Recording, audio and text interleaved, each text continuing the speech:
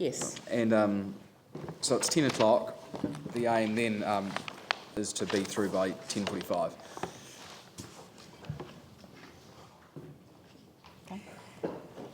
Yes, good morning. I'm Sarah Oliver. I'm the project lead for Stage 2 of the residential chapter. Stage 2 involves a new set of policies and objective for the Banks Peninsula area. It includes a policy for character areas and a set of associated provisions. Those provisions involve the development of 2 categories of character areas. Category 1 has a restricted discretionary activity status, and that includes, but only involves controlling development between the road boundary and the principal dwelling.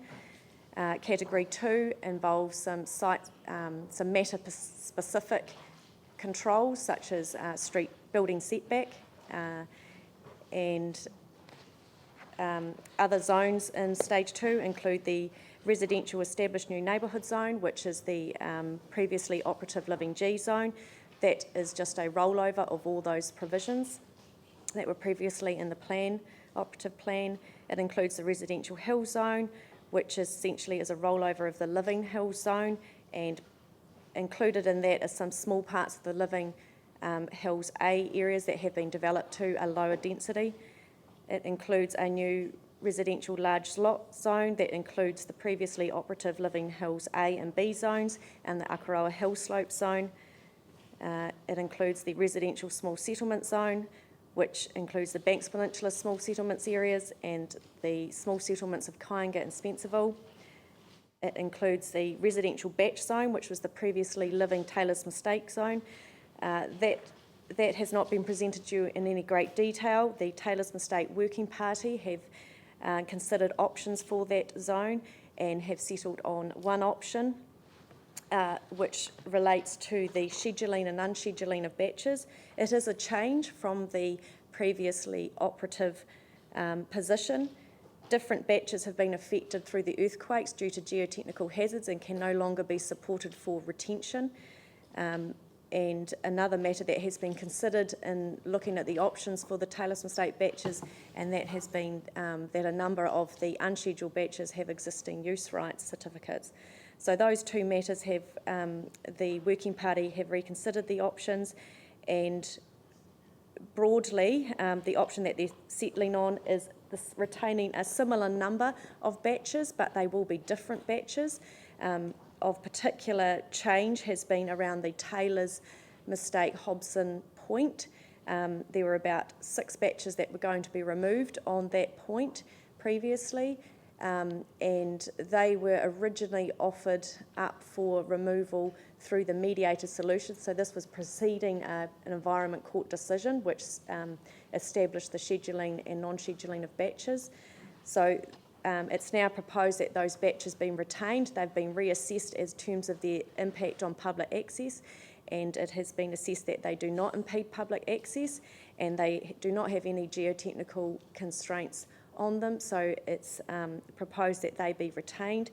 However, there are other batches in Hobson's Bay which will now need to be removed due to geotechnical hazards. So on balance, it's approximately about the same number of batches retained as previously, and so that would be 15 batches to be removed and 31 batches to be retained. That compares to the previous number where 32 to be retained and 14 to be removed.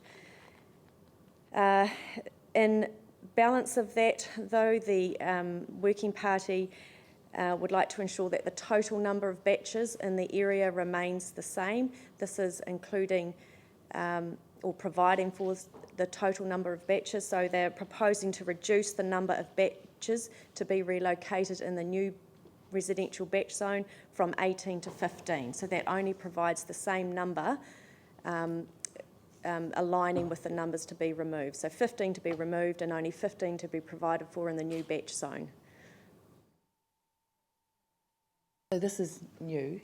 It is new. And for those of us not on the Working Party, I don't have a sense of this. Okay, so yes. I'm sorry to be a pain in the neck. Removed can be replaced. just the same number? Okay. This may different take some ones. time to explain. On page 177 of your draft provisions, so the residential chapter, page 177.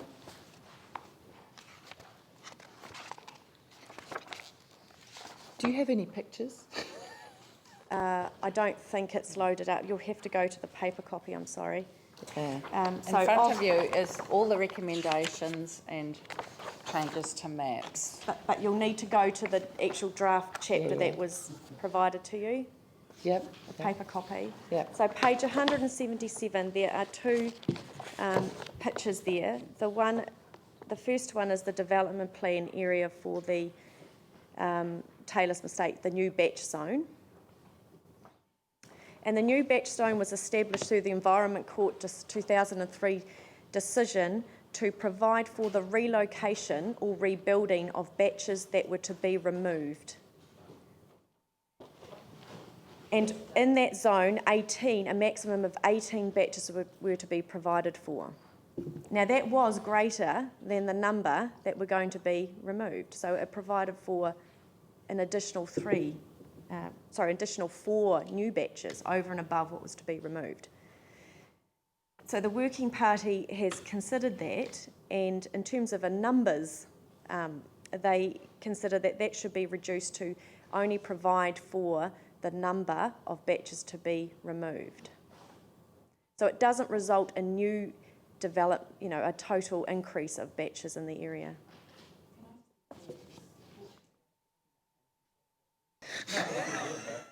But just in terms of the ownership structure, the land ownership? Okay. All the land that the batches are located on is council road Right, zone. So okay. we are not here to discuss the matter of licensing. Right, We no. are here to set out what the resource management grounds Okay. are for retention and removal of the batches. So there was a 2003 Environment Court decision, so some of this is going to be a done deal, basically, if the Environment Court's ruled on it.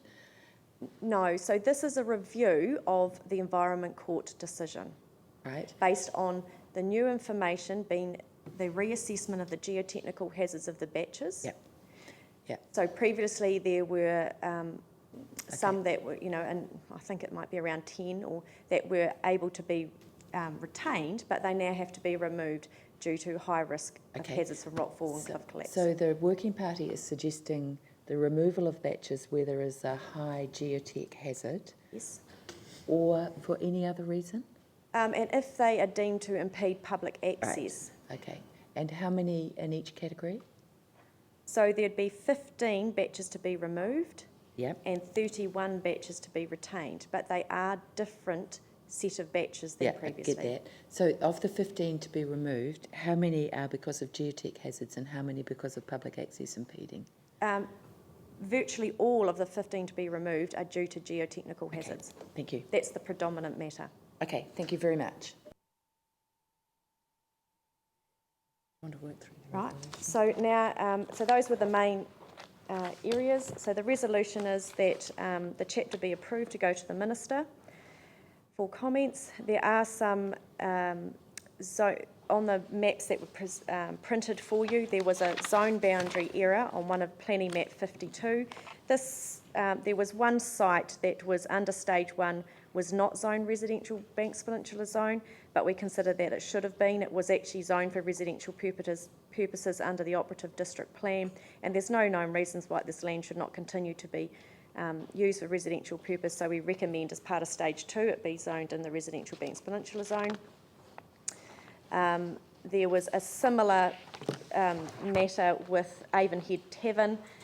Previously, it was a scheduled activity, and scheduled activities have been considered as part of stage 2, but it wasn't zoned as per the surrounding residential suburban zone. So we're proposing as part of stage 2 that being the underlying zoning be changed to residential suburban zone. Again, it was the same underlying zoning as in the operative plan. We don't consider there's any reasons not to continue that zoning. And there was just, at the time of printing, the proposed rezoning of the Hawthornden Road outline development plan area. That outline development plan wasn't available at the time of printing, but it's now asked that it be included as part of the set of provisions going to the ministers. And there's also some minor changes to the planning maps where we have just found some errors in the planning maps that were printed. Planning maps,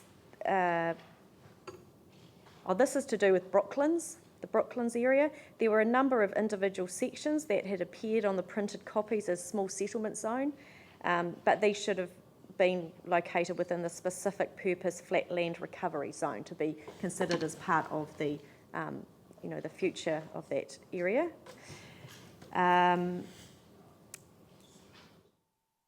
There was also some minor small sections that we found. One on planning map 69, it's a very small section, and it has been rezoned from rural Banks Peninsula to residential small settlement, but no assessment had been done on that. It's actually circled on the planning map, this additional material.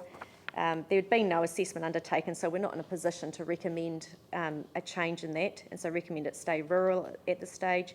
And on planning map 72, again, there's another small section that's been zoned rural, but under the operative plan, it was zoned small settlement zone, and we see no reason why it should not continue to be used for residential purposes, so we recommend it be rezoned residential small settlement zone. So those, on the planning maps, we've just circled those for you where those areas are, but they are all minor and really are errors rather than from the printed version. And the only other matter is that to include additional material in the section 32, there was an appendix, and it was the consultation document that was prepared on the living G zones. At the time of printing, it wasn't included, so it's just asked that that be included in part of the section 32. London Road Outline Development Plan, can you just give us a paragraph on what it is? Oh, so I didn't cover that. As part of the stage 2, there are a number of rezonings proposed. One's Cranford Basin, which has been presented to you. That's the 163 hectares. Yep. One is the 6.3 hectares in Hawthornden Road. That's in Avon, just on the edge of Avon. We know where it is. Yeah. Okay, so the development plan there is just being developed with the landowners. What does it involve? Oh, it just sets out the a setback from the Avonhead Road cemetery to deal with the reverse sensitivity effects of building close to the cemetery. And it's just a layout plan to ensure that it integrates with the adjoining area and provides the necessary stormwater management and road. Is it a residential development? It's a residential, yep. Yes. Thank you. Residential suburban. No. Just to clarify what Sarah said, we're not rezoning the whole of Cranford Basin. It's just the areas of highland around it, the residual areas that aren't included in the notices of requirement. We're just working with a property owner in Main Road in Redcliffs around the cycleway. They've actually put in a 2.8 metre cycleway. Yet I see in here that the collector road here is actually just a 1.5 cycleway now. They're saying that's the new design standard, but here we've got 1.5. So I just want to get a bit of clarity on... Sorry, where is the 1.5? This is on page 131. Redcliffs Main Road, it's a 1.8 metre cycleway. Oh, okay. And he's been told that that's actually the new standard. Right, the development plan that you're looking at is to do with Preston's.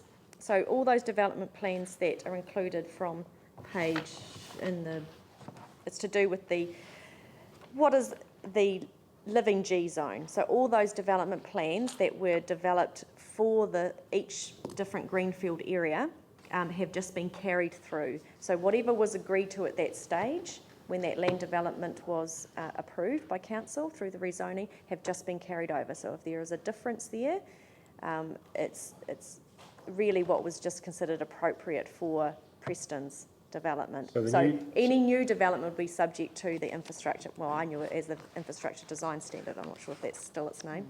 It is. It is.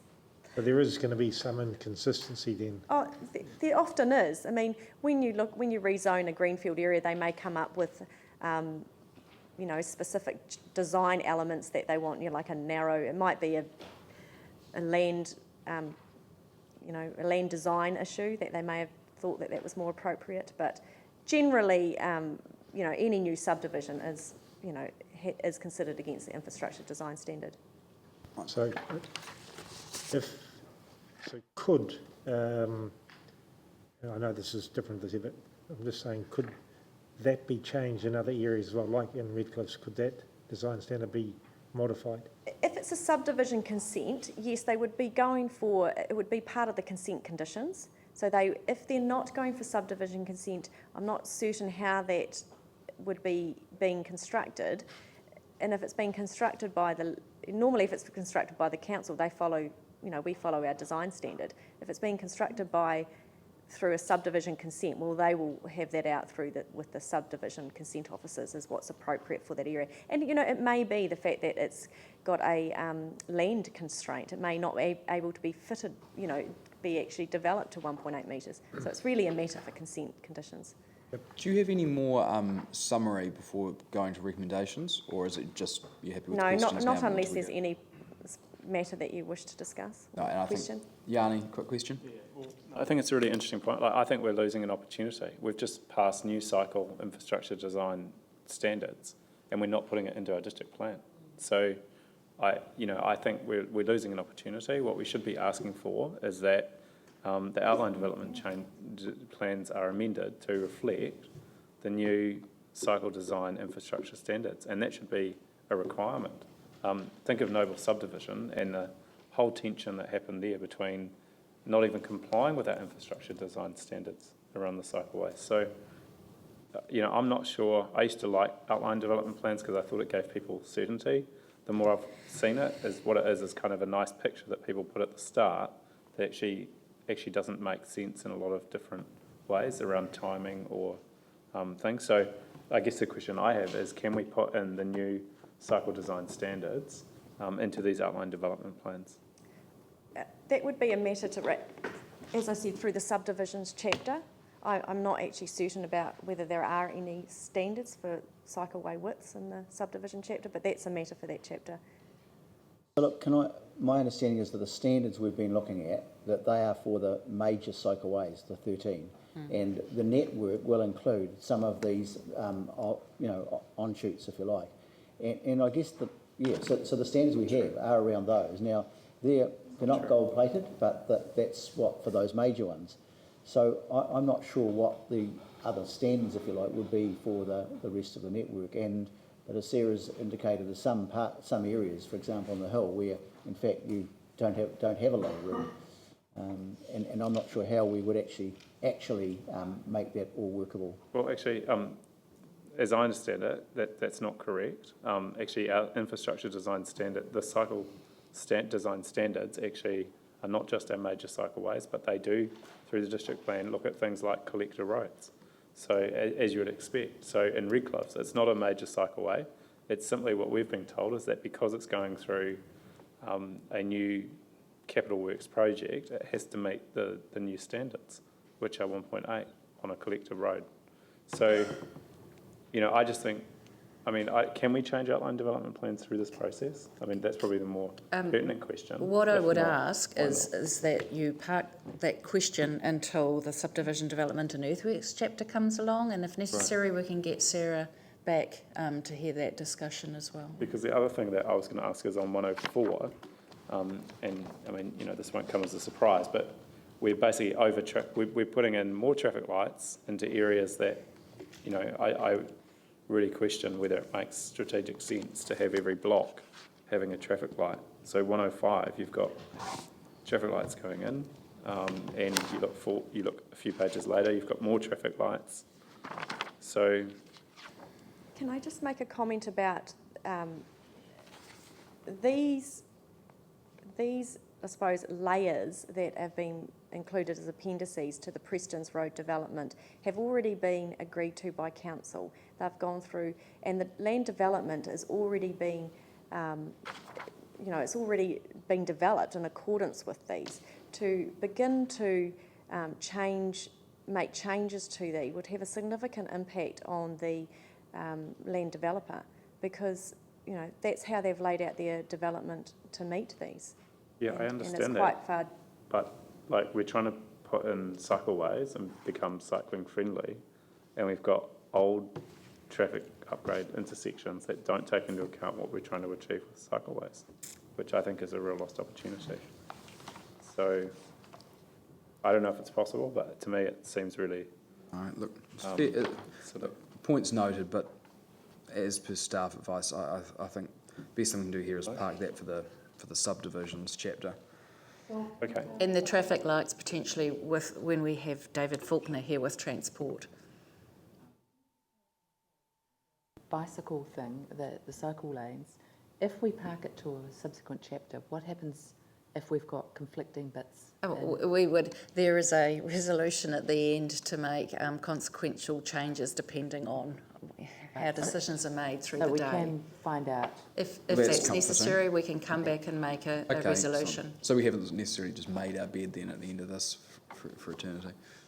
Okay, Phil? Look, I think it's if we park it to the later chapter, that's fine. I wonder too if, because we're talking about this specialised area of cycleways, if someone from the cycleways team might also be able to assist us with. For the subdivisions chapter there. Yes. That sounds great.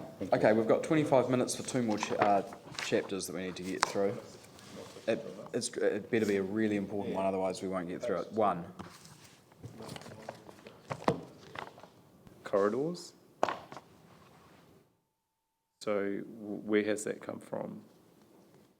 Okay, so the, as previously presented to you, that is the policy that is to provide the guidance for the new proposed accommodation and community facility zone. That is a new corridors that would provide for a mix of guest accommodation, larger scale community facilities and medium density development, and that's along parts of Beeley Avenue, or actually just the northern side of Beeley Avenue, part of Papanui Road and part of Riccarton Road. So that reflects really the level of land development that, or the types of activities that have already established along those zones. That we discussed that in some detail. Yep. Didn't have control over it. Well, actually, yeah. So and then the special amenity areas we're strengthening, aren't we? So that's the other key thing in this. Yeah, so the chapter. character areas, as referring to them now, they have been categorised as Category 1 and 2. Category 1, they are deemed to have been most intact in terms of their level of integrity. And Category 2 just targets specific matters of such as setback, and it could be landscaping, and there's a new rule proposed in there for front entrances, you know, in terms of the fact that they're provided to face the street. So it's those elements that are proposed for the Category 2, but it's restricted discretionary for Category 1. So that considers multiple matters. I will say that the difference in the city, so the Christchurch city part is the restricted discretionary activity. It only applies between the road boundary and the main location of the main building. So it's just really that street interface. On the residential conservation zone in Littleton and Akaroa, the restricted discretionary activity applies to the whole of the site, and that's simply because they're elevated. That's actually a really good idea. Can we do that as well? Can we do that as well? For Christchurch City? Well, that's the matter of character is a street character and amenity matter. So that's the issue that we're looking at what level of regulation is appropriate. It's not appropriate for the whole of the site because it's only about street amenity. I hear you saying that, but then I don't know how many other people had the development in Eli Street where the lady couldn't even open her window because the garage got built right up to where the window opened in a character area. So it's an old character cottage, been there since 1900 or whenever. So actually, it does seem to me that it's pretty fundamental. You might have a whole bunch of nice facades and then a whole bunch of hideous stuff at the back that has no interaction with. I mean, it will impact on the neighbourhood. So, well, that would be controlled through other standards. So I'm not certain. I'd have to. That sounds like a very unique situation where something was granted there, and have to look at that in more detail. But I don't see that as representative of a fatal flaw in any of the other standards that are, because they're still subject to all the other standards for the rest of the site. All right then, guys. Sorry to rocket us along like this. We've got 10 minutes for both for questions and presentation of commercial and industrial, so I'll try and keep it moving as much as I can. Brigitte? Through the Chair, we are in your hands. I imagine that we might be able to make up time as we move forward in the afternoon with some of the smaller chapters, but I did put the larger chapters up first so that you would have plenty of time to discuss them. Great, I appreciate that. I was hoping that we could be nice and that you guys could get away a wee bit before 5, but anyway, we've got a recommendation up there. Jimmy is delighted to move that, aren't you, Jimmy? Yep. Andrew, are you happy to second it? All those in favour say aye. Aye. Opposed? Carried.